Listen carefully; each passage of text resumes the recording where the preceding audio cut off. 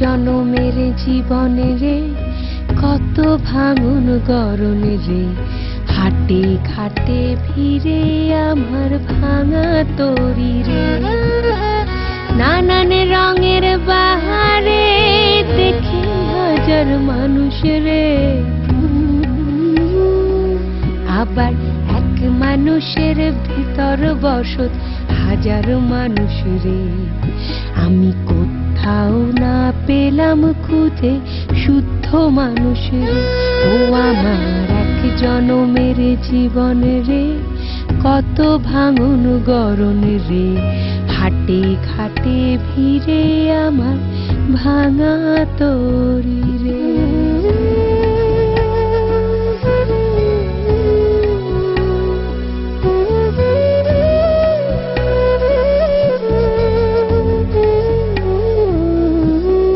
মানব জমিনে আবাদ করলাম যত ফুল,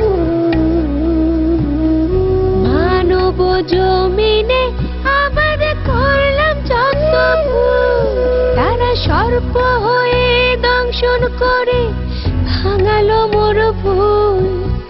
পুতুলে হাসি ঠাই পাবে কি বুকের মোচড়ে, গাঙের ভাঙন রোদনে কি ভরাট করে রে। এক তারার ওই এক তারে হাজার দুঃখের মাঝারে, সুরের খেয়া অসীম হয়ে আকাশের পানে। এস এম সুলাইমানকে আমার কাছে মনে হয় ঝড়ের পাখি। আমাদের নাট্যাঙ্গনে ঝড়ের বেগে তার আগমন আমাদের নাটকের ক্ষেত্রে ঝড় তুলে দিয়ে আবার হাওয়ায় মিলিয়ে গেল।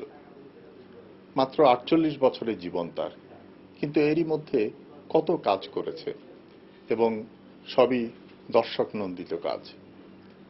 সুলাইমান একাধারে নাট্যকার, নির্দেশক, অভিনেতা, গীতিকার, সঙ্গীত পরিচালক এবং গায়ক।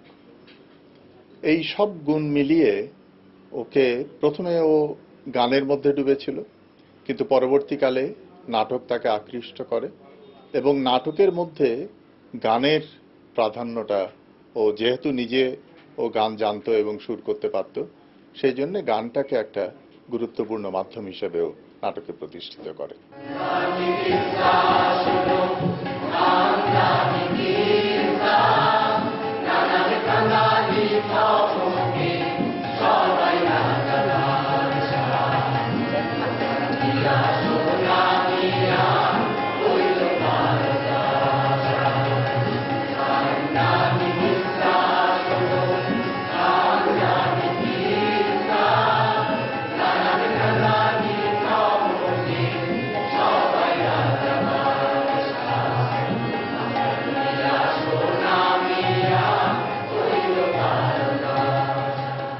সুলাইমান তার নাটকে রচনার সময় যেটা খেয়াল করতেন যে গানকে প্রাধান্য দিতে হবে এবং গানের চমৎকার ব্যবহার সে করেছে। এবং একদিকে যেমন অনেক প্রচলিত গানের প্যারোডি করেছে, অন্যদিকে লোকসঙ্গীতকে খুব দক্ষতার সঙ্গে নাটকে ব্যবহার করেছে। সুলাইমানের নির্বাচিত নাটক প্রকাশিত হয়েছে ২০০২ সালে। আমাদের পরিকল্পনা হচ্ছে যে দুটো খণ্ড বার করা। এই প্রথম খণ্ডে যেখানে নির্বাচিত নাটক, সেখানে সুলাইমানের মৌলিক নাটকগুলো স্থান পেয়েছে। প্রত্যেকটি নাটকের মধ্যে যেটা হচ্ছে ওর প্রহসন একদিকে এবং ক্ষুরোধার লেখনীর মাধ্যমে ও তীব্রভাবে ব্যঙ্গ বিদ্রূপ করেছে আমাদের এই সমাজটাকে। কোর্ট মার্শালের কথা উল্লেখ করি যদি, ওই রূপান্তরগুলো আসলে সুলাইমানের হাতে মৌলিক নাটক হয়ে উঠে এসেছে। আকবর, আকবর, তুমি সেনাবাহিনীর অত্যন্ত প্রয়োজনীয় মানুষ। তোমাকে নিয়ে তোমার রেজিমেন্ট গর্ববোধ করে। জানি জানি স্যার। আকবর, আকবর, আমি তোমার শত্রু নই। যা কিছু ঘটেছে তা খুলে বলো। বীর হয়ে জন্মেছে, বীর হয়ে মরতে শেখো। বলো বলো, ওই দুই অফিসার তোমার সঙ্গে কি করতো? স্যার, ওই দুই অফিসার আমাকে অকথ্য ভাষায় গালিগালাজ করত। সেই অকথ্য ভাষার গালিগালাজগুলো কি? অকথ্য গালিগালাজ। সেই অকথ্য গালিগালাজগুলো কি? অকথ্য গালিগালাজ। আচ্ছা আকবর, তুমি ওই রাতে ওদেরকে গার্ড হাউসের সামনে থামতে বলোনি, তারপরে ওরা ওখানে থেমেছিল না? স্যার, সুবেদার সাহেবকে বলে আমি আর্দারের ডিউটি থেকে সরে আসি। তারপর থেকে যখনই আমার গার্ড ডিউটি থাকতো, ওই দুই অফিসার আমার সামনে মোটরসাইকেল থামিয়ে আমাকে অকথ্য ভাষায় গালিগালাজ করতো। সেই অকথ্য ভাষার গালিগালাজগুলো কি? অকথ্য গালিগালাজ, সেই অকথ্য গালিগালাজগুলো কি? অকথ্য গালিগালাজ, আরে ভাই, সেই অকথ্য গালিগালাজগুলো কি? অকথ্য গালিগালাজ। আকবর, আকবর, তুমি সত্য বলার শপথ নিয়েছো, বলো সেই অকথ্য গালিগালাজগুলো কি? বীরাঙ্গনার বাচ্চা, বীরাঙ্গনা মানে বেশ্যা। তোর মা পাকিস্তানি আর্মিদের সাথে শুয়েছিল, আজ বেঁচে থাকলে মেজর খানের সাথেও শুতো। আমি একটা বীরাঙ্গনার বাচ্চা, বীরাঙ্গনা মানে বেশ্যা। মুক্তিযুদ্ধ আমার মাকে বেশ্যা বানিয়েছে। রূপান্তরও কি করে মৌলিকের আস্বাদ এনে দিতে পারে সোলাইমানের নাটকে তার প্রমাণ। সোলাইমানের জীবনটা যদি আরেকটু দীর্ঘ হতো তাহলে আমাদের নাট্যাঙ্গন অনেক বেশি সমৃদ্ধ হতে পারত। সোলাইমানকে আমরা স্মরণ করছি শ্রদ্ধায়, ভালোবাসায়। সোলাইমান ভাই হাজার বছরের বাংলা গান এই শিরোনামে প্রায় 61টি গান নিয়ে একটি গীতে আলেখ্য তৈরি করেন এবং সেটির সুরকার এবং সঙ্গীত পরিচালক ছিলেন তিনি। এবং এই অনুষ্ঠানটি পরিবেশিত হয় মুসলিম ইনস্টিটিউট হলে 7 জুলাই 1975 সালে। এরপর তার সাথে আমার একটা আত্মিক এবং মানসিক যোগাযোগ শুরু হয়। সোলাইমান ভাইয়ের মুক্তিযুদ্ধ ভিত্তিক অসাধারণ নাটক 71-এর দলিল, খেপা পাগলার প্যাচাল, চট্টগ্রামের গণায়ন নাট্য সম্প্রদায় চট্টগ্রামে বহুলভাবে এটা মঞ্চায়ন করেছে। ব্যক্তিগতভাবে আমি তার কাছে ঋণী এই কারণে যে তিনি যখন হেনরিক ইবসেনের the Enemy of the People অবলম্বনে জনতার শত্রু রূপান্তরিত করেছেন, সেটি দেখে আমি খুব অনুপ্রাণিত হয়েছি এবং পরবর্তীতে আমি বেশ কিছু নাটকের অনুবাদ এবং রূপান্তর করেছি। আমি আপন মাঝে ডুব দেব বলে মায়ার সাগর পাড়ি দিয়ে মিশেছি মাটির কোলে। আপন মাঝে ডুব দেব বলে, আমি আপন মাঝে ডুব দেব বলে। আমি মেঘের পালক ছুঁয়ে তারার স্বপ্ন দেখেছি, অন্ধকারে বসে আলোর ছবি এঁকেছি। আমি অসীম আকাশ হয়ে তোমার ছুঁয়েছিলাম মন, মিলল না তো এই জীবনে মানে করতম। তাই ব্যাকুল হয়ে গেলাম মিশে ধুপলো পান গোলাপ জলে। আপন মাঝে ডুব দেব বলে, আমি আপন মাঝে ডুব দেব বলে, আমি আপন মাঝে ডুব দেব বলে। বাবাকে অনেকে অনেক নামে ডাকে, কেউ অভিমানী শিল্পী বলে, কেউ খেপা পাগলা বলে, কেউ অনেকে অনেক কিছুই বলে, কিন্তু আমার কাছে সবসময় ওকে মনে হচ্ছে he is the symbol of life itself. এবং ওর এই লাইভলিনেসটাই রিফ্লেকশন হতো ওর থিয়েটারের প্রত্যেকটি নাটকে। ওর প্রত্যেকটি নাটকের প্রত্যেকটি সংলাপের পিছনে মানে সবকিছুতে কেমন যেন ভীষণ গানের প্রভাব ছিল। অবভিয়াসলি প্রত্যেকটা অসম্ভব মিউজিক্যাল ছিল। ওর প্রত্যেকটি সংলাপের পিছনে মনে হয় গান কাজ করতো। শুধু তাই না, ব্যক্তি জীবনে যেভাবে কথা বলতো, যেভাবে তাকাতো, যেভাবে যা কিছু করতো, সবকিছুর পিছনে গান ছিল। আমাদের সম্পর্কটাও বলতে পারি আমি গানের উপরই নির্ভরশীল ছিল অনেকটাই। বলতে গেলে আমাদের সময় কাটানো থেকে শুরু করে সবকিছু, গান গাওয়া। ওর সব নাটক তো আমার দেখা হয়নি, তবে আমার যতদূর মনে পড়ে ওর সর্বপ্রথম নাটক আমি দেখেছি মনে হয় সম্ভবত আমিনা সুন্দরী। আর গোলাপজান, কোর্ট মার্শাল, ওর কাজকে মূল্যায়ন করবার মতন ক্ষমতা, ক্যাপাসিটি কোনোটাই আমার নেই। তবে একটা কথা বলবো, ও সবকিছুর পেছনে ছিল রাজনৈতিক চেতনা এবং ওর প্রিন্সিপালস। এই দুটোকে কখনোই সে ছাড়েনি, বিন্দুমাত্র ছাড় দিত না। এবং সম্ভবত এই কারণেই ও আমার দেখা শ্রেষ্ঠ মানুষ। S M Sulaiman. তার কণ্ঠটি ছিল বড় সুরেলা, এবং এই সুরেলা কণ্ঠে সে মঞ্চে যেমন চমৎকার গান গাইতে পারত, তেমনি অভিনয় করতে পারত। এবং সুলেমানের যে বহুমুখী কর্ম, বহুমুখী কাজ, এই কাজগুলোর মধ্য দিয়ে আমরা যে সুলেমানকে আবিষ্কার করি, তার ভেতরের যে চোখটা, অন্তর্দৃষ্টিটা, সেই অন্তর্দৃষ্টিটা ছিল তীক্ষ্ণ, রাজনৈতিক, কিন্তু সুন্দর একটা সঙ্গীতের মিশেল ছিল তার মধ্যে, যাকে বলি আমরা মেলোডি।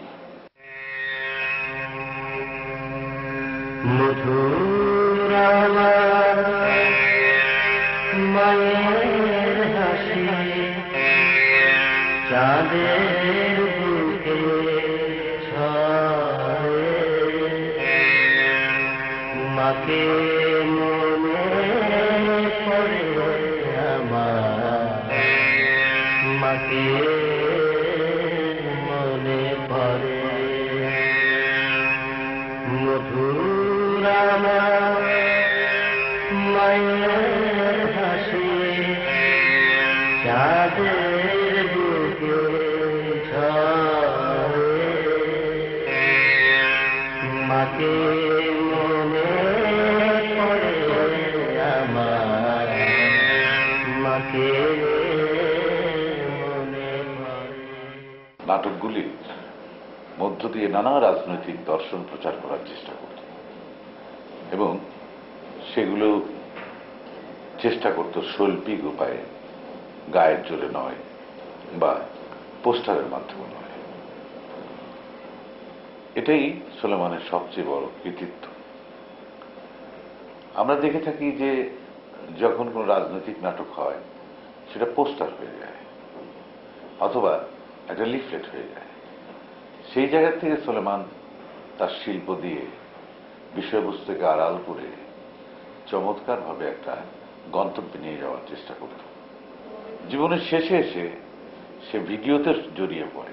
প্রকৃতির কত লীলা, মানুষের কত রূপ, মানুষের কত রূপ, বাঁচতে যে কি সুখ রে, বাঁচতে যে কি সুখ। সে কাজগুলো কতটা শিল্পোত্তীর্ণ হয়েছে এটা বড় কথা নয়, তবে তুলনামূলক বিচারে তার মঞ্চ নাটকগুলো টেলিভিশন নাটকের চাইতে অনেক অনেক গুণ শিল্পময়তার দিক থেকে, ভাবনার দিক থেকে অনেক বেশি উন্নত। সুলেমানের আকস্মিক মৃত্যু এবং অকাল মৃত্যু আমাদেরকে ভীষণভাবে ব্যথিত করেছে। তাই সুলেমান হয়ে গেছে আমাদের কাছে একটা অসমাপ্ত গানের বেদনার মতো। তো বাংলাদেশে তার যে মিউজিক্যাল, থিয়েটার মিউজিক্যাল নিয়ে আসার যে ভাবনাটি, এটা এই দিক থেকে কিন্তু সে সবারই অগ্রগণ্য। আমরা 3 ভাই 3 বোনের মধ্যে ষোলো ছিল সবচাইতে ছোট, কিন্তু তার গলার মানে এটা ছিল খুবই ভালো। ফাতেমা জিন্নার যখন গানটা হলো, স্টেজে যখন সে গান করলো, তার যে উপহার বিভিন্ন জনে যত উপহার তাকে দিল, টাকা দিল, কোনোটাই কিন্তু আমরা রাখি নাই, কিন্তু সবটাই পার্টির তহবিলে দিয়ে দেওয়া হলো। তারপর থেকে বাবা যে একদিন রাগই করলেন, যখন গান করতো সে, বিশেষ করে পল্লী গীতি যখন করতো, গলার সমস্ত রগ, এই ছোট্ট বাচ্চা তো একেবারে রগগুলো চারা দিয়ে উঠতো। একজন মুক্তিযোদ্ধা, অনেক সময় আমি তাকে বলেছি যে ষোলো অনেক মুক্তিযোদ্ধাই তো সার্টিফিকেট নিচ্ছে, তুই তো সার্টিফিকেটটা নেয় না। সে বলে যে রাজাকার আলবদররা যখন সার্টিফিকেট নেয়, সে সার্টিফিকেট তো আর আমি নিতে পারি না। চট্টগ্রাম কলেজে সে একজন তুখোড় ছাত্র, সে বিভিন্ন বক্তৃতা প্রতিযোগিতায় তার নাম ছিল সর্বাগ্রে, এবং গানে বলেন, ইয়েতে বলেন, এই বক্তৃতায় বলেন, যে বিভিন্ন যে ডিবেটগুলো হতো, ওগুলোর মধ্যে প্রথম পুরস্কার তার মোটামুটি এটা বরাদ্দ ছিল। তো এগুলো থেকে তার শুরু। কিন্তু ওই সময় সে কোনো একটা নাটক করেছে এরকম ঠিক আমি ওভাবে জানতাম না। তবে পরবর্তীতে শুনেছি যে কালান্তরের সাথে সে জড়িত ছিল, বিভিন্ন নাট্যগোষ্ঠীর সাথে সে নিজেও নাটক করেছে। কিন্তু নাটকটা একেবারে মনে প্রাণে নিল সে ঢাকায় যখন চলে আসলো তখন থেকেই। ঢাকায় এসে সে একেবারে নাটক পাগল মানুষ বলতে যা বোঝায় সেটা সে হয়ে গেল। আকবরকে ফাঁসিতে ঝোলাবার জন্য আপনার এত ব্যস্ততা কেন? আকবরাই তো আপনাকেও দাঁড়াতে হবে, তাই না? ষোলো রক্ত বিক্রি করেছে। আমি তাজ্জব যে নাটকের জন্য নিজে রক্ত বিক্রি করে কেউ এরকম কিছু করে। এই আমার প্রথম মানে ধাতস্থ হওয়া যে একটা মানুষ এরকম করতে পারে। খুব নাটকের জন্য খুবই নিবেদিত প্রাণ ছিল মানুষ। আমার মনে হয় নাটকের জন্য পাগল প্রাণ হতে পারে, অনেক কিছু হতে পারে, কিন্তু তারপরও কিছু বৈশিকী হওয়াটা খুবই জরুরি। মোটেও বৈশিক ছিল না, এটা না হলে জীবনের যে কিন্তু ও যে কিভাবে নিঃস্বার্থভাবে সবকিছু দান করতে পারতো। ওর গ্রুপের একটা ছেলে আমাকে বলছে, সেলিম, ওর সাথে ওর পার্টনারশিপ ছিল। ও আমাকে বলছে একদিন যে আমি ঢাকা শহরে প্রথম যখন আসি তখন আমাদের হাতে টাকা পয়সাও তেমন কিছু নাই, আমি ভর্তি হব, পয়সা নাই, কিছু নাই। তখন এক জায়গায় বসে আছি, তখন সুলাইমান ভাইয়ের সাথে আমার পরিচয় হইলো। সুলাইমান ভাই তখন আমাকে ডেকে বলল যে সেলিম ধরো, মানে উনি গুনেও দেখলো না, ওনার পকেটে যা ছিল সবটা আমার হাতে দিল, দিয়ে বলল যে তুমি ভর্তি টর্তি হও, তারপরে তুমি আমার কাছে আসো, দেখি কি করা যায়। তো এই যে সুলাইমানকে বলতেছে আমি আমার বাবার মতন মনে করতাম। তো সলুর মতন ভালো মনের মানুষ, একটু আগোছালো মানুষ, কিন্তু একজন পরিপূর্ণ মানুষ, মানে মানুষ বলতে যা বোঝায়, ভালো মানুষ বলতে যা বোঝায়, ও সেটাই ছিল। কিন্তু মেজো ভাই তার আত্মসম্মান বোধটা ভীষণ প্রকট ছিল। আমি একটা কথা প্রসঙ্গে বলি, ডক্টর ইউনূস তাকে কিন্তু খুব পছন্দ করতেন। এত অল্প বয়সে এত ক্রিয়েটিভ একজন মানুষ, এত সৃজনশীল মানুষ, তাকে ছোটবেলা থেকে দেখছি বরাবরই একটা কিছু নিয়ে মেতে আছে এবং তার শিল্পকর্মে সে এরকমভাবে মজে থাকে যে একেবারে নিখাত শিল্পী না হলে কারো পক্ষে এটা সম্ভব হতো না। দুনিয়াদারে আর শিল্পী এসে বোঝেন তার এই নিজের কর্ম সৃষ্টি করা ছাড়া। এবং বাংলাদেশের নাট্য জগতে তার যে ভূমিকা, যে এককভাবে সে যে ভূমিকা পালন করে, কিন্তু অল্প বয়সে তার সমাপ্তি আসবে এটা চিন্তা করতেই কেমন লাগে।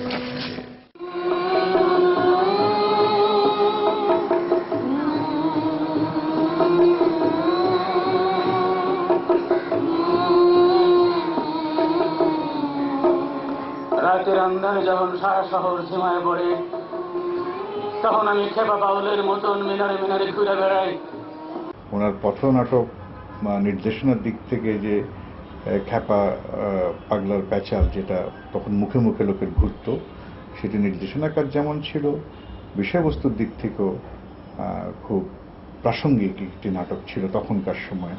আবে ওই মাঙ্গের বউ, তুমি শালা শহীদ মিনারের কথা কইবার চাও না?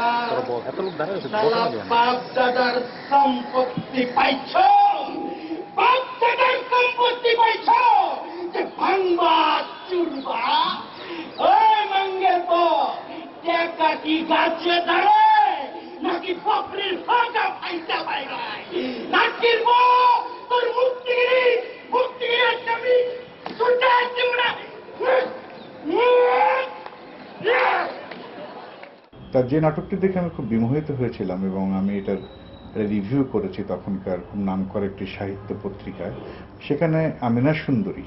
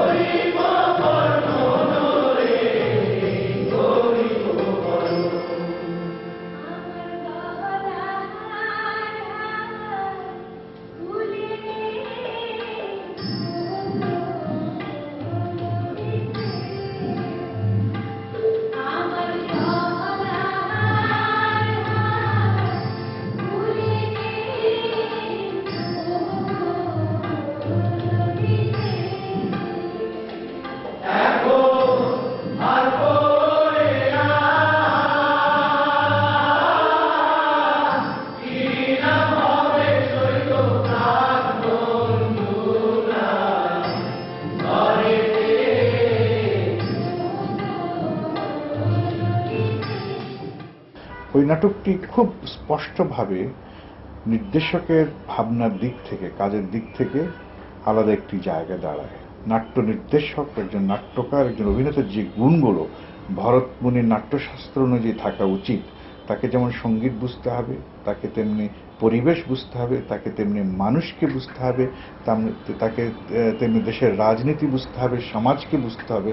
এই সবগুলো গুণ সে একসঙ্গে ধারণ করেছিল। আর খুব পলিটিক্যাল মাইন্ডেড নাট্যকার ছিল, যেটা আমরা বেটল ব্রেস্টের মধ্যে পাই, আরউইন পিসকার্টারের মধ্যে পাই। যে জন্য তার নাটকগুলোকে আমরা একেবারে আলাদাভাবে অন্যান্য নাটক থেকে, অর্থাৎ তার নির্দেশিত, অভিনীত বা তার রচিত নাটকগুলোকে আলাদাভাবে আমরা চিনে নিতে পারি। সহকারী শীঘ্রই যদি অধিপতির সাথে আমার সাক্ষাতের ব্যবস্থা করেন। প্রভু যেতে দাও।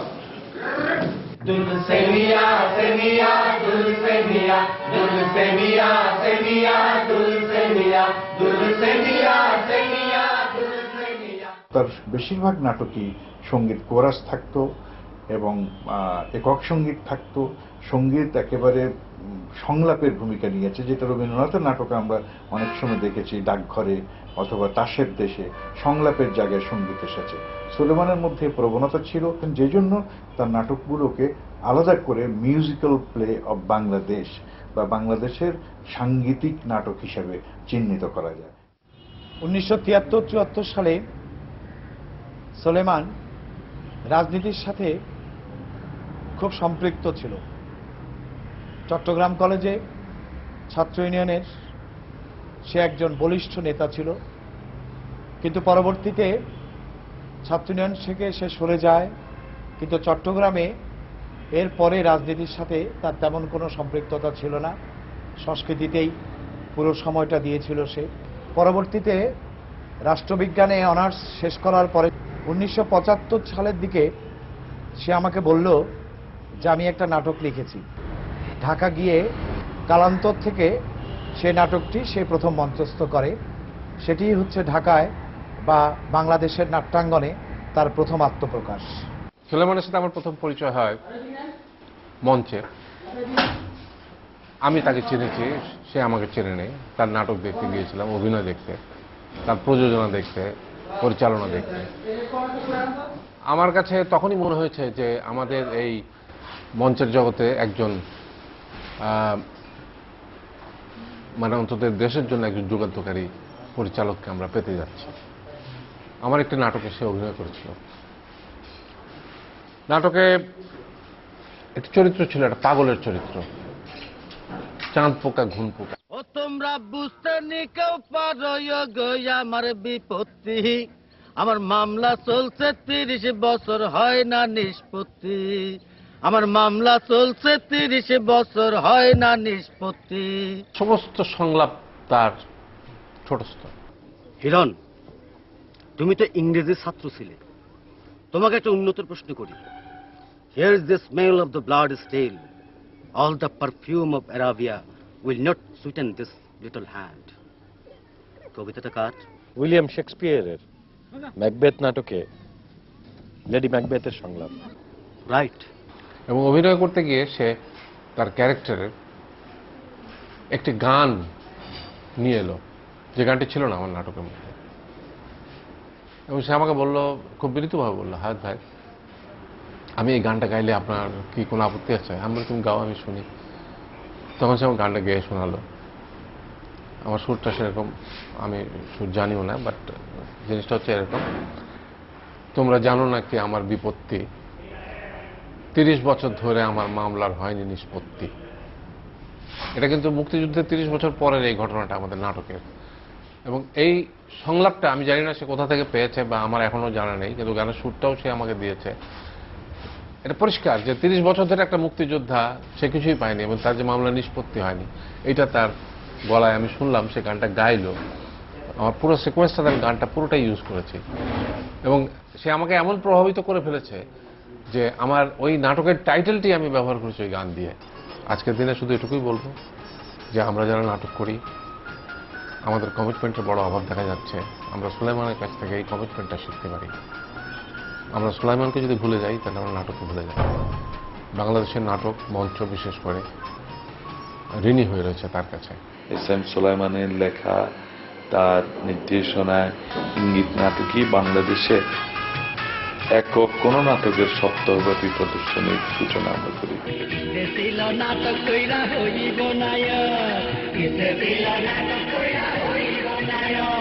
ডাইরেক্টরের তোমায় হইছি তোরা সেল গায়ক আল্লাহ কানে ধরি রে আবার নাই স্কুলে পড়ে ছিল ফিজিক্স কইরা হইব বিজ্ঞানী ছিল ফিজিক্স কইরা হইব বিজ্ঞানী মুই মুরব্বির তোয়াই হইছি এ দিনকে জানে আল্লাহ কানে ধরি রে আজাই মোনা স্কুলে ঘরে।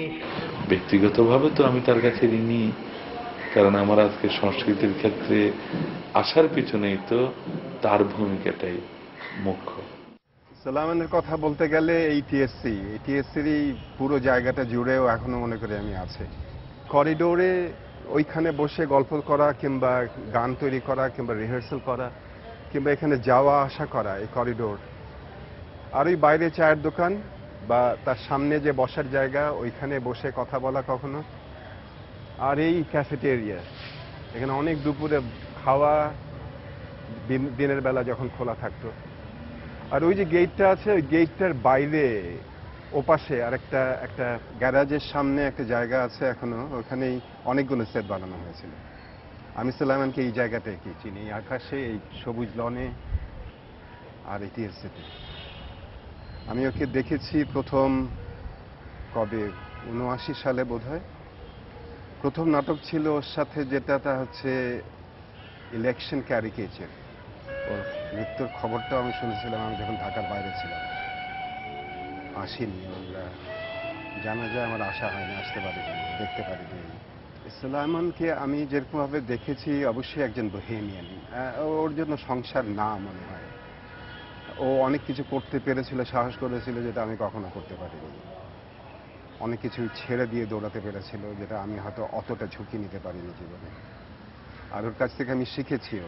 সুলাইমানকে দেখতাম ঠোঁটে একেবারে মুখে মুখে সুর থেকে গানে চলে যাওয়া। আরে ছুটিয়া চলিল আমাদের তদন্ত মিশন, ঢাকঢোল পেটাইয়া তারা করে আয়োজন।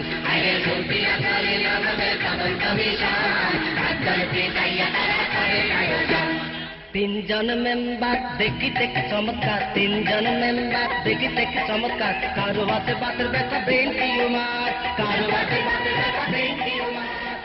তো প্রথম জায়গাটা আমার কাছে খুব কাজে লেগেছিল এবং এটাই মনে হয় ওর পরিচালনার বৈশিষ্ট্য পরের দিকে একদম খুব পোক্তভাবে এসেছিল। ইন্সপেক্টর জেনারেল করার সময়, হ্যাঁ, অ্যাডাপ্ট করার সময়।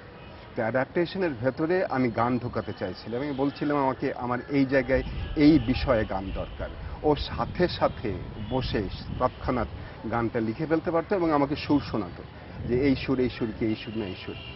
তা আমি একটা জায়গায় বলতাম না, এটা না, এটা না, এটা না, এটা ঠিক লাগছে, এটা রাখেন। তো আমার ওই জায়গাটা তখনও অতটা স্পষ্ট ছিল না আমার কাছে, এখন যেটা পরিষ্কার বুঝি। আমার জায়গাটা ছিল যে গান খুব ভালো করে নাটকের ছন্দটা ধরতে পারে, পারফরমেন্স রিদম যেটাকে বলে। ওই পারফরমেন্স রিদমটা যদি ঠিক থাকে, পারফরমেন্স রিদম মানে তাল না, পারফরমেন্স রিদম মানে পুরো গানের, পুরো নাটকের যে জীবনটা, যে স্পন্দনটা, ওই স্পন্দন ধরতে পারে। এবং ওই স্পন্দনটা গান ধরতে পারে বলেই আপনার গানে, নাটকে যদি গান থাকে তাহলে ওই গানের লয় এবং গানের তাল এবং গানের মেজাজ খুব বেশি করে আপনাকে ওই নাটকটাকে বাঁধতে সাহায্য করতে পারে। এবং এটা আমাদের দেশজ নাট্যরীতির একটা বড় বৈশিষ্ট্য বলতে পারেন, ভাব এবং আপনার রস সৃষ্টি করেন। এখন এইটা আমার হাত আমি একদম পোক্ত করেছিলাম, আমি বুঝেছিলাম ভালো করে সুলাইমানের সাথে কাজ করতে করতে। ও যদি না থাকতো আমার এই জায়গাটায় আমার দেশজ নাট্যরীতির প্রতি আগ্রহের জায়গাটাও পরিষ্কারও হতো না এবং আমি বুঝতামও না কী করে করতে হয়। যেহেতু গানগুলো তৈরি করতে পেরেছিল, সুর তাল আমাকে দিতে পেরেছিল, সাথে সাথে অজস্র ভান্ডার ছিল ওর গানের, মুখে মুখে গান সুরগুলো আমাকে শোনাতে পারত। সেখান থেকে আমাদের একটা দীর্ঘ, এটা শুরু হয়েছিল আগে যেটা বলেছিলেন প্রথম যে নাটকটা করেছিলেন, সেখান থেকে শুরু হয়ে একটা দীর্ঘ সময়, তা 10 বছরের কিছু কম সময় আমরা একসাথে কাজ করেছিলাম। ওর মুখে আমি কখনো আমার সাথে ঝগড়া করেনি, আমার সাথে সবসময় হাসি মুখে ছিল। আমি অনেক উত্তেজিত হয়ে যেতাম, আমার অস্থির লাগতো, কিন্তু ও খুব শান্তভাবে আমার কথাটা শুনে আমাকে বুঝে ঠিক সেইভাবে কাজটা তৈরি করার চেষ্টা করতো। আর এর জন্য আমি মনে করি যে ওর একটা অসাধারণ ক্ষমতাও ছিল, ক্যারিজমা বলতে পারেন, একটা ভিন্ন ধরনের ক্যারিজমা, যে ক্যারিজমার জন্য ওর আশেপাশে প্রচুর ছেলে মেয়েরা জড়ো হতো, নবীন তরুণ একেবারে টকবগে তারুণ্য তার ওর আশেপাশে ছিল প্রচুর। এদেরকে নিয়ে নাটক করতো এবং এদের যে জীবনী শক্তিটা ছিল সেটা তার নাটকের প্রকাশিত ছিল। যে আপনি যদি সালামানের ডিরেক্টোরিয়াল জায়গাটা যদি দেখেন তাহলে গুরুত্বপূর্ণ জায়গাটা হচ্ছে এই ছন্দ, গান দিয়ে ছন্দকে ব্যবহার করতে পারা, এবং তার সাথে যেটা করে সেটা হচ্ছে যে মার্কসের কথা, যে ও মার্কসিস্ট একদিকে, হ্যাঁ, কিন্তু তার সাথে আবার রোম্যান্টিকও বটে এবং একই সাথে আবার দেশপ্রেমিকও বটে, দেশকে খুব খুব খুব ভালোবাসত। তো ওর ভেতরে যেটা মার্কসের যে কথাটা না, যে আপনার যেটা খুব আমরা মুখে মুখে বলি যে the philosophers have variously interpreted the world but the point is to change it. সালামানের একেবারে রক্তে মাখা ছিল এই চেঞ্জ করাটা, এই সমাজটাকে বদলে দেওয়ার বিষয়টা। অনেক জায়গায়, অনেক অগভীর জায়গায় এখন বুঝি, কিন্তু সততার অভাব ছিল না। ও যে জায়গাটা বুঝেছিল এবং যে জায়গাটা পরিষ্কার ছিল সেখানে কোনো অসততা ছিল না, এই আদর্শগত জায়গায়। আমার কাছে এইটা কষ্ট লাগে যে এখন তো এই তারুণ্যের ভেতরে কিন্তু ওই কমিটমেন্ট, আদর্শগতভাবে একেবারে মন প্রাণ সঁপে দিয়ে লড়াই করার এবং থিয়েটারের ভাষায় লড়াই করার ওই তেজটা, ওই ধকটা দেখি না। এটা সালামানের ছিল এবং ও চেয়েছে মুক্তির কথা বলতে এবং সেগুলো বলেছে এবং অনেক দর্শকের মন জয় করতে পেরেছে, হাততালি পেয়েছে এবং দর্শক তার সাথে ছিল। কাজে থিয়েটার কী কারণে পপুলার হতে পারে এবং একই সাথে কমিটমেন্টের কথা বলতে পারে, সেইটাই সালামানের এই জায়গাটা ছিল। কিন্তু সালামান কেন রবীন্দ্রনাথ হলো না এতে আমার কোনো আক্ষেপ নেই, কারণ বাংলাদেশে সালামান এসেছিল বলে অনেক কিছু হয়েছে এবং যার সবচেয়ে বড় কথা হচ্ছে স্যাটায়ার ধর্মী নাটক কী করে রচনা করা যায় এবং তার সাথে আপনার থিয়েটার কী করে কমিটমেন্ট, রাজনৈতিকভাবে কমিটেড করা যায় এবং তার সাথে আপনার পপুলার করা যায় এবং দর্শক, একটা হাউসফুল দর্শক নাটক দেখতে চায়, এই জায়গাটার একটা অসাধারণ উদাহরণ তৈরি করে দিয়েছিল। এই হচ্ছে আমার সুলাইমান। আর শেষ কথা হয়তো আমার এই বইটা অ্যাপ্লাইড থিয়েট্রিক্স এসেজ এন্ড রিফিউজাল, যেটা এবছর কলকাতা থেকে বার হয়েছে, নাটকের উপরই বই। তো এখানে আমার উৎসর্গ ছিল সুলাইমানকে। আর যে কবিতাটা আমি লিখেছিলাম ইংরেজিতে, সেটা শেষ অংশটা এরকম: But even if the world spins merrily in praise of human rights, as it hogs Kentucky flying chicken sprinkled with 7-Eleven, even if the main point is not to overthrow the existing conditions, even if ashes are to ashes and dust to dust, perhaps before I join thee in the dance macabre, I will raise thee from ashes upon the earth in the sight of all them to behold thee. S M Sulaiman মঞ্চ নাটকে তার অসামান্য অবদানের জন্য রংপুর পদাতিক সম্মাননা, Bangladesh theatre of America সম্মাননা, বাংলাদেশ চলচ্চিত্র সাংবাদিক সমিতি বাচসাস পুরস্কার, Bangladesh association of Los Angeles সম্মাননা, সুবচন নাট্য সংসদ সম্মাননা, আরণ্যক নাট্যদল প্রবর্তিত দীপু স্মৃতি পদক মরণোত্তর সহ অনেক পুরস্কার লাভ করেন। তার রচিত ও নির্দেশিত নাটক আমিনা সুন্দরী আমেরিকার অফ ব্রডওয়েতে প্রথম বাংলা নাটক হিসেবে মঞ্চস্থ হওয়ার গৌরব অর্জন করে। Solomon was like the kind of man who, although he was Bangladeshi, he was actually a world personality. By seeing his plays, about 71, Court Martial.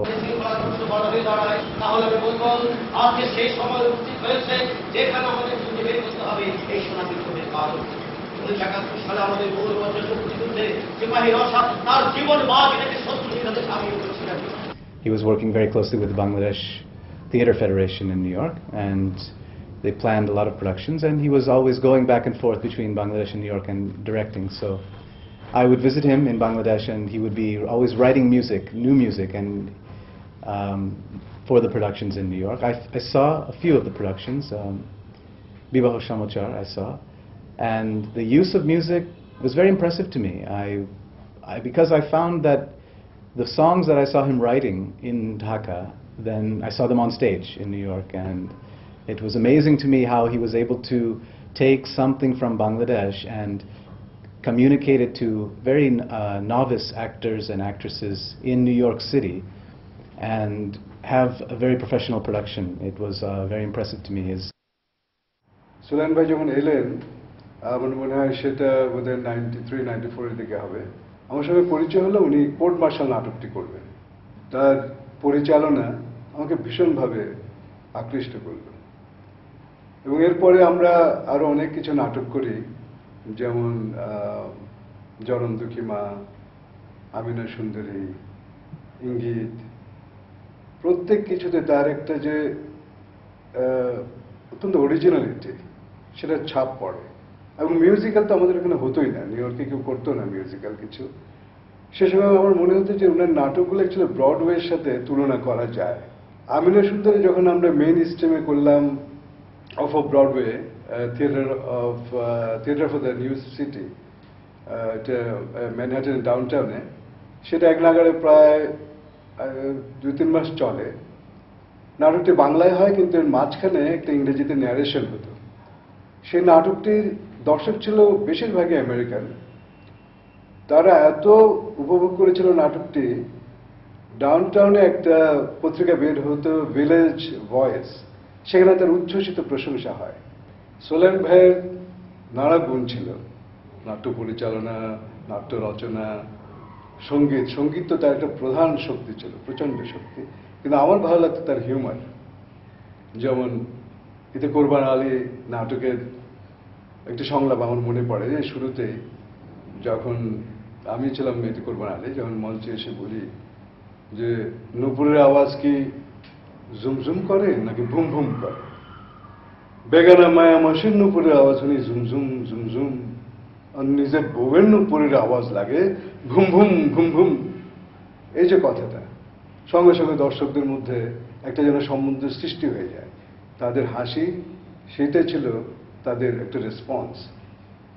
Sulaiman ভাই চলে যাওয়ার অকাল মৃত্যু আমাদের প্রচন্ডভাবে এফেক্ট করেছিল, এবং সেটা যে শুধু নাট্য জগতের ক্ষতি বা শূন্যতা সেটা ছিল না, আমাদের প্রবাসে আমরা যারা নাটক করি আমাদের একটা প্রচন্ড শূন্যতা, প্রচন্ড একটা কষ্টের গহ্বর করেছে, যেটা আমরা আজও ভরতে পারিনি।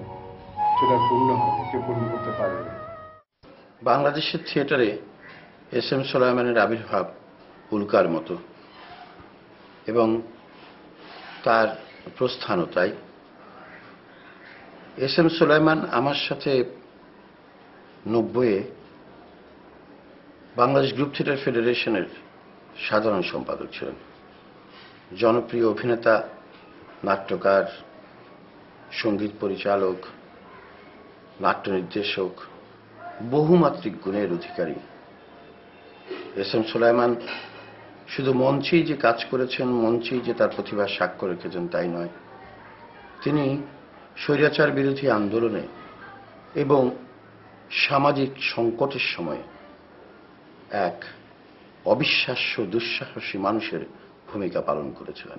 বাংলাদেশ গ্রুপ থিয়েটার ফেডারেশনের সেক্রেটারি জেনারেল হিসাবে তিনি সারা দেশের নাট্যকর্মীদের সংগঠিত করেছিলেন স্বৈরাচারের বিরুদ্ধে প্রাণপণ লড়াইয়ে, এবং তিনি নিজে তার অগ্রভাগে ছিলেন। আমার এখনো স্মরণে আসে যে যখন ঢাকা বিশ্ববিদ্যালয় দখল করে নেবে এরশাদের বাহিনী এই সিদ্ধান্ত নেয়, তখন তার প্রতিরোধে নেমে পড়ে যুগপৎ, সংস্কৃতিকর্মী এবং ছাত্ররা। ছাত্রদের সাথে সংস্কৃতিকর্মীদের যে অংশটা, এই পুরোটার নেতৃত্ব দেন এস এম সুলাইমান। তার স্বাভাবিকতা দিয়ে, তার এটি স্বাভাবিক নেতৃত্বের দক্ষতা এবং ক্ষমতা ছিল, এবং কর্মীরা তাকে বিশ্বাস করত। সেই বিশ্বাস সংস্কৃতি কর্মীদের গণ্ডি পেরিয়ে সাধারণ ছাত্র জনতার মাঝখানে সঞ্চারিত হয়েছিল। শুধুমাত্র নেতৃত্ব দিয়েছে মিছিলে তা নয়, পাশাপাশি নাটক বা শিল্পের মধ্য দিয়ে এটি সংযোগ স্থাপন করে জনগণকে উদ্বুদ্ধ করা, জনগণকে তার অভিষ্ট লক্ষ্যে নিয়ে যাওয়া, এটি একটি বিশাল কাজও সুলাইমানের নাটকের মধ্যে দিয়ে হয়েছিল।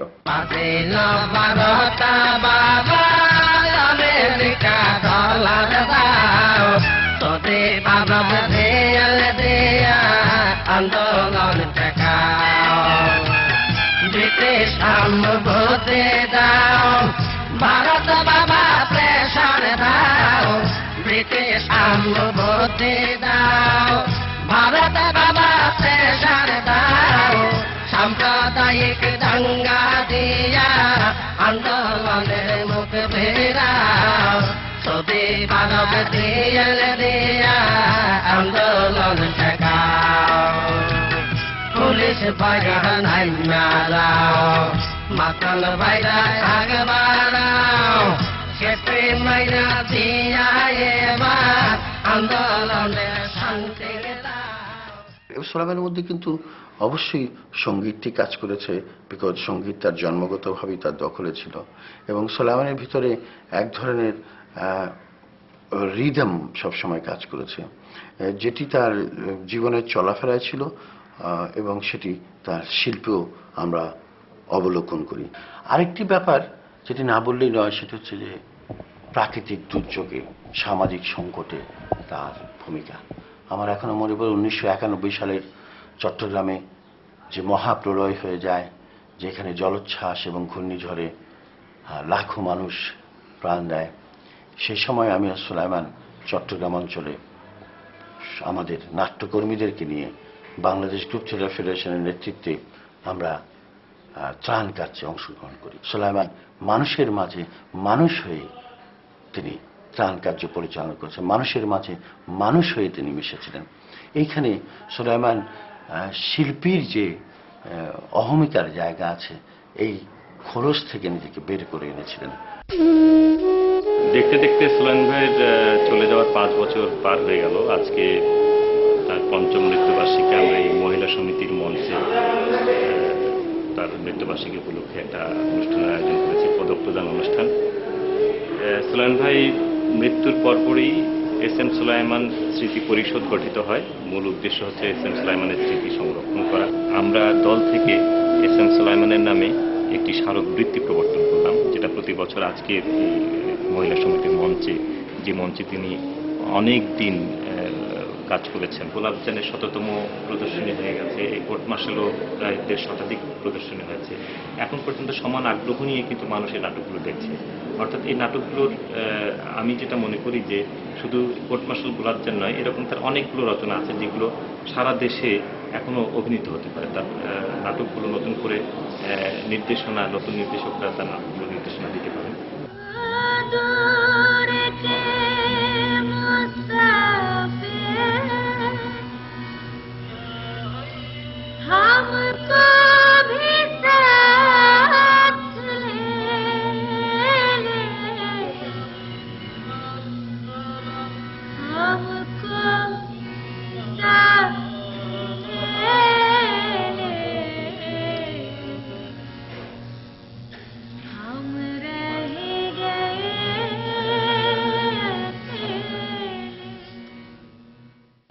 কতভাবেই না লোকে তাকে সম্বোধন করে থাকেন।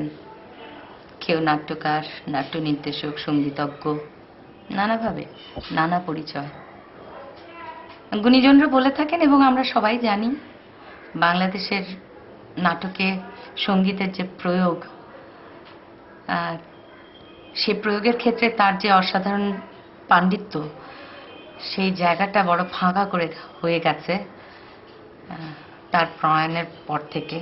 আমার নাটকটা শুরুই হয়েছে এস.এম. সুলাইমানের হাত ধরে। মঞ্চ নাটককে চেনা, জানা এবং মঞ্চ অভিজ্ঞতা পরিপূর্ণভাবেই ওনার কাছ থেকেই পাওয়া। আমার তো একটা পরিচয় আছে, আমি নাট্যশিল্পী রোকেয়া রফিক বেবি। এই নামটা বা এই পরিচয়টা সম্পূর্ণ পেয়েছি কিন্তু আমি এস.এম. সুলাইমানের কাছ থেকেই। তার হাত ধরে আমার নাট্যজীবন শুরু, সেই 80-র দশকের শুরুর কথা। তো প্রতিটা নাটকে তার সঙ্গে নাটক করতে গিয়ে যে জিনিসটা একটু খুব সহজ করে দিতেন উনি। সুলাইমানের ব্যাপারটা ছিলেন, উনি করতেন প্রথমে টেক্সটটাকে নিয়ে কাজ করতেন এবং টেক্সটটাকে কাজের সঙ্গে সঙ্গে উনি গানের প্রয়োগটাকে আনতেন। টেক্সট এবং গানের প্রয়োগ এই দুটোকে মিলিতভাবে যখন একজন অভিনেতা বা অভিনেত্রী আয়ত্ত করে ফেলতো, তখনই তিনি ফ্লোরে নিয়ে যেতেন। এবার তোমাদের মতো করে তোমরা জিনিসটাকে গুছাও। मेरा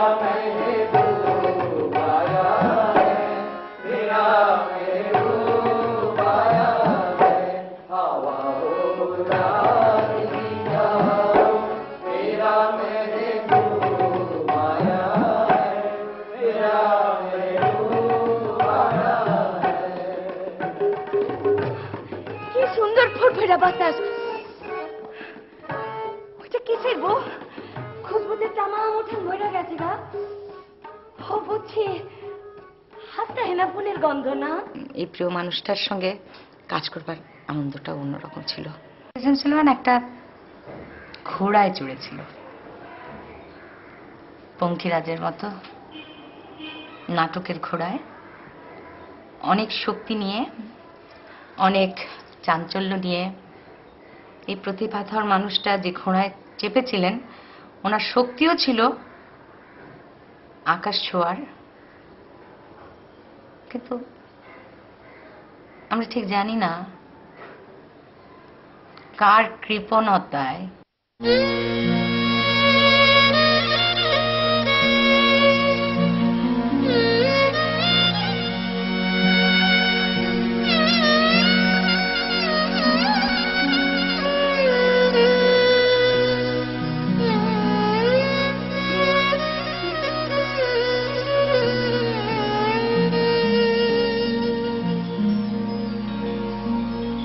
মায়ার সাগর পাড়ি দিয়ে মিশেছি মাটি কোলে, আপন মাঝে ডুব দেব বলে, আমি আপন মাঝে ডুব দেব বলে।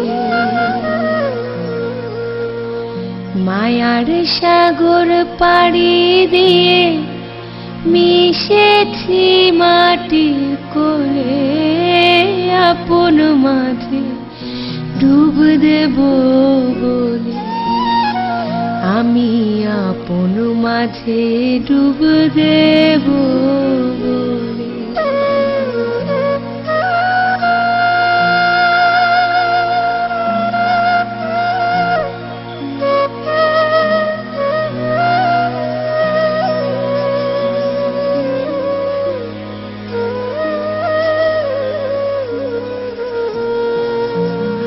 মেঘের পালক ছুঁয়ে তারার স্বপ্ন দেখেছি,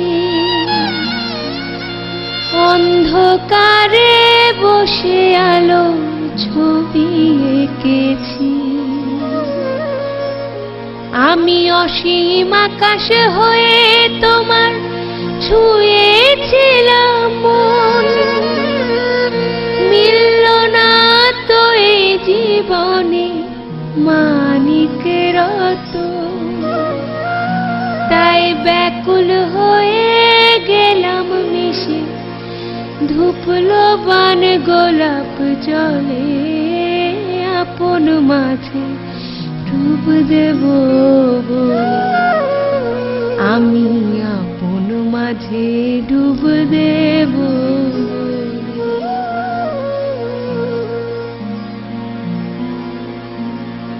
আমি সুখ নামের সুখ পাখিটা ধরতে গেলাম বনে, সে তো ডানা মিলে উড়ে গেল আকাশের পানে।